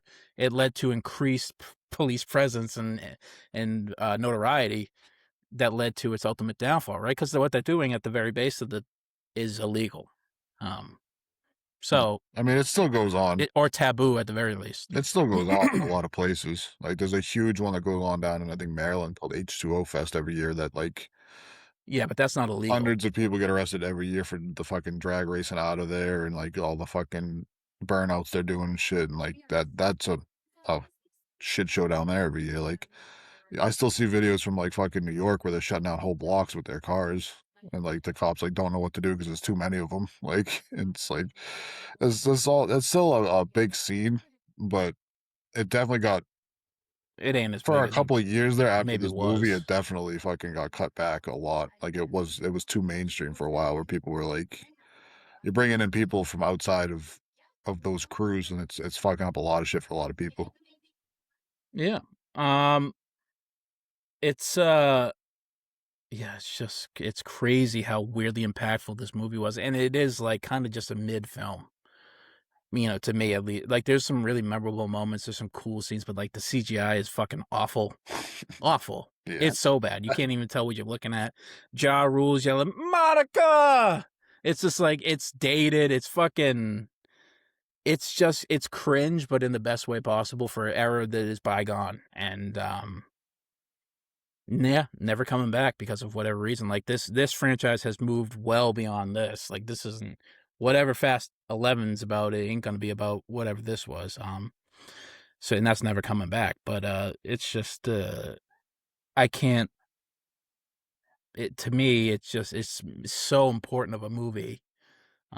Well, clearly, I mean, you don't spawn 11 movies off of a movie and have it not be an important movie. Like, that doesn't happen. Like, it's just such like a whatever film, though. You know, this might be the most like return on most like mid talent ever. I mean, there's like a scene in like the fucking beginning when they first get to the fucking the first illegal drag race before he saves Dom at the end, and he's like, if you watch, they play 3 different songs in like 45 seconds. It's like they don't know what vibe they want to go with. They come in with like Limp Bizkit, and then it goes straight to like a Dominican rap song, and then it goes like to like a pop song after that. It's like, and they got Saliva. Yeah, what the fuck is this? Like, pick a lane, stick with it. Like, it was very funny. I mean, I love like a lot of the cars in that movie are sick. I love how gaudy the paint jobs are on them and shit. Like that. Some of them are ugly though. Yeah, some of them are so ugly, but they're so ugly I like them though. Like, they had the RX-7 with the veil side. That was a sick car. I like that's like Jesse's Volkswagen. I don't know why, but I like that thing, even though it's so fucking shitty. Did you like Lil Bow Wow's Hulk wagon? That was Tokyo Drift. I watched that the other night. Yeah, that was sick. Because at the end, they put the Skyline engine in the fucking 67 Mustang Fastback. This franchise kind of reminds me of Friday the 13th because it's like the first one wasn't even that good, but it's in it. A lot of the movies are sort of corny, but it just somehow spawned. The Friday movies really get better. Yeah, they get better. The initial 3, like 2's better than 1, 3's better than 2 and 1, and then they like fall off a cliff. Yeah, and you watch the first one, and you're like, this started everything. You mean, like, if you watch the first one, it's classic, and it's almost like good because of its impact. But you watch the first one, you're like, this is the catalyst of Friday the 13th. The monster. Yeah, but like the way these sort of came out was like, this one is good, right? Or it's like okay. The next one is the worst one, and the fucking people hate it. Too Fast, Too Furious. It was like that was such a brutally bad fucking movie. And then I'm not sure if it was Tokyo Drift or Tokyo Drift is the next one. Was it 3? Tokyo Drift is the next one, and then it goes to Fast 3, and then Then there's one. 4 is when it sort of Four's turns, Fast right? and Furious. It's not The Fast and The Furious. It's just Fast and Furious, which is the most confusing fucking way to name that fucking thing. This one like farted out a bunch of awful ones, right? Yeah. Like this was actually one of the high points of the franchise. With like maybe 5 being the pinnacle, and then 5, maybe 7 being like the second pinnacle, 8, I think and then 8 was. no, 7 was the end of is the Paul Walker send off, I believe. I think 8's the Paul Walker. I think that's Fate of the Furious. I think. I I'm think it's on a 7, but rewatch I right can't now. remember. I honestly can't remember. I'm on a rewatch right now. I'm still trying to remember how the fuck Dom ends up coming back because he's not in the second film, like at all. No, he's not at all. So I'm trying to figure out how the fuck he comes He's back. in Tokyo, bro. It reveals it. Yeah, I mean, which is also funny because it's like the only way that he got the rights to the Chronicles of Riddick, just by doing that one cameo at the end that he didn't want to do for some reason. I mean, Vin Diesel legitimately, this made him into a superstar. Yeah. I mean, Paul Walker's obviously his career was cut short, and you can do a million. He had a hugely promising career at this point for sure. You can, like, no doubt about it. But he might have been positioned to be like the next whatever American superstar, right?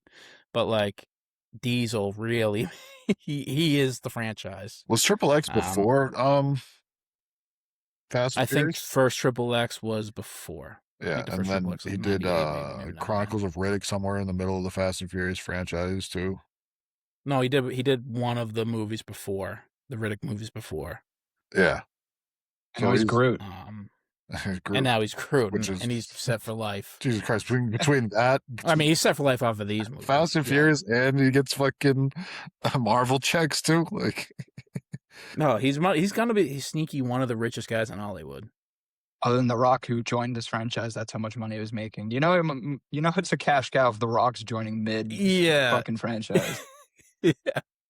Jason Statham's popping his head in there too for a couple of movies. I mean, everybody's been in these films. Charlize Theron, like Jason Statham. Who's the old lady? Idris Elba. Idris Elba. Yeah, though. Fucking. Oh my god. Oh, fuck. I forget, but Tyrese Gibson, like, it's. Oh my god, this is the corniest moment I think I've seen in any fucking movie ever was in the second movie when fucking Paul Walker's walking out of it and he says, "Oh, it's like, what up, cuh?" Like, drop it, cuh. It's like, yeah. what the fuck is that?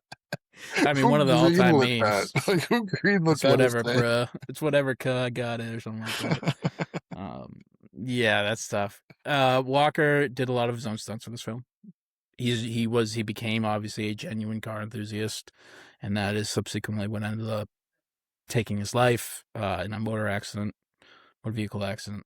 So just some sad irony there. Yeah, man. I mean, this film is like a 3-star, and I mean that in the best way possible. Yeah, I was thinking that too. I was like, I feel like it could be a 2.5, but because of what you're saying and like it's fun and it's so impactful, it almost like bumps it to 3. Yeah, I'm right there with you with the 3. It's also like much more violent than the rest of the movies. Like, people are getting shot in this movie and shit. And like, you got the guy hanging off the side of the semi. He has pins and he's got like huge lacerations all over him. He's making like weirdly some good like I'm dying acting by that guy. Yeah, like, you know, unbelievable he's job. like he sounds like he's like actually dying. It's like, help this guy.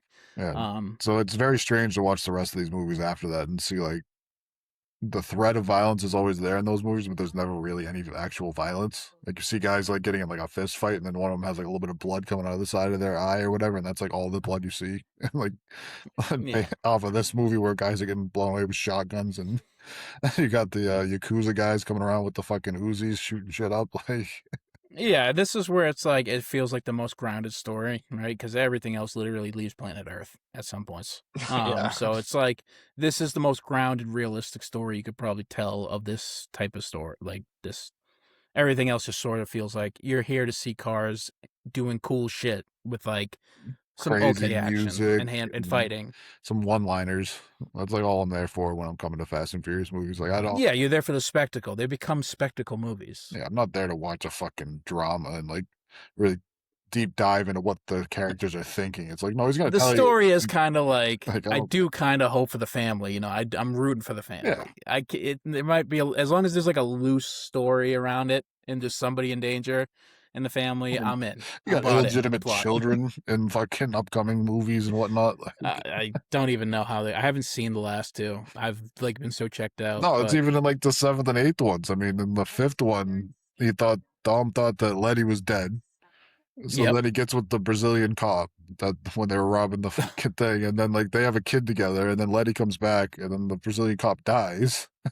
So now Yeah. him and Letty are raising a kid from her. But she has like amnesia, right? She had like Yeah. but she gets over it in the same film. Yeah, she bonked her head real good, and then she now she got Myles Garretted real quick, and then now she's back. Now she's like, all right, cool, I'm cool with you having a kid with somebody else. Like, let's raise the kid. Yeah. Happens. The best of us, you know. Who hasn't? Who am I to judge? Yeah, that's all I got. I mean, the next film's F1. I'm excited. Yeah, I haven't I've seen even that. seen that one. Me neither. While you're there, check out Widow's Bay if you're on Apple, if you have it. Widow's Bay. What's it about? Yeah. Have you guys seen Midnight Mass on Netflix, the Mike Flanagan show? I watched some of it, and then Paige watched the rest of it without me, so I never finished it. I really loved it. I thought that was one of the best like miniseries I've seen. In terms of horror, it's very much like that. But not like as Mike Flanagan-y as I can describe it. Like I can't, whatever the Mike Flanagan genre is, like it's not that. It's written with like genuine comedic beats, and it's got like similar plots to like there's an island in New England. This guy's the mayor. Some freaky shit starts happening. And I like the first 3 episodes. So while you're there, check it out if you can. Matthew Rhys. I mean, I have so many fucking shows and movies going on right now. I think I have like 7, but I haven't finished. Me too. I'm jumping all over the place. Watching fucking Daredevil for the first time.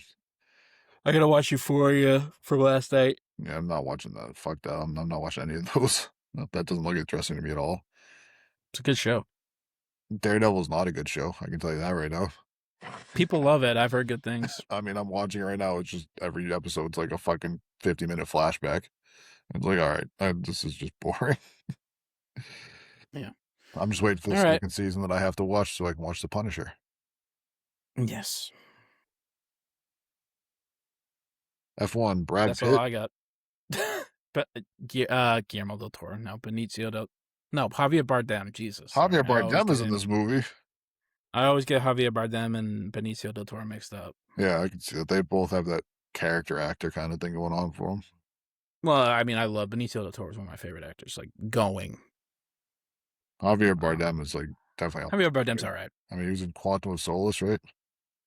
Nope, that's Benicio del Toro, and he's in Skyfall. No, it is Javier Bardem. You had that right. I know. Like, he pulls his fucking Jesus teeth Christ! He pulls half his fucking jaw out at one point, and I was like watching.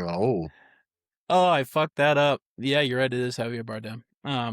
They're both good, but I like Benicio. Benicio's got a lot of steam. He was in Guardians of the Galaxy, One Battle After the Other, Infinity The War, Phoenician Scheme. Yep. As the Collector, Sicario. That's the one I know him best from. Yeah. All right, that'll do it from us. F1. We'll go watch it. Brum brum. We'll see how these series wrap up here in the second round, and we'll talk to you next week. Until then, Jalen Brown, please stop going live. Please, just stop it. Jalen Brown, do whatever you want, okay? We don't care. We love you regardless. I love you. I want you to stay here, but like I'm tired of Stephen A. Smith talking about where you're playing next year. I don't want to hear it. Jalen, you're gonna be right here playing for these guys. You can come on our podcast and you can tell them where you're gonna play. Okay, we'll have the inside scoop for you. All right, we'll imagine we our millions of fans just for you, Jalen. Okay, we got you. That'd be great. Come on, Jalen. Anytime you have an open invitation. Flip it. All right, flip it. Bye, guys. Love you guys.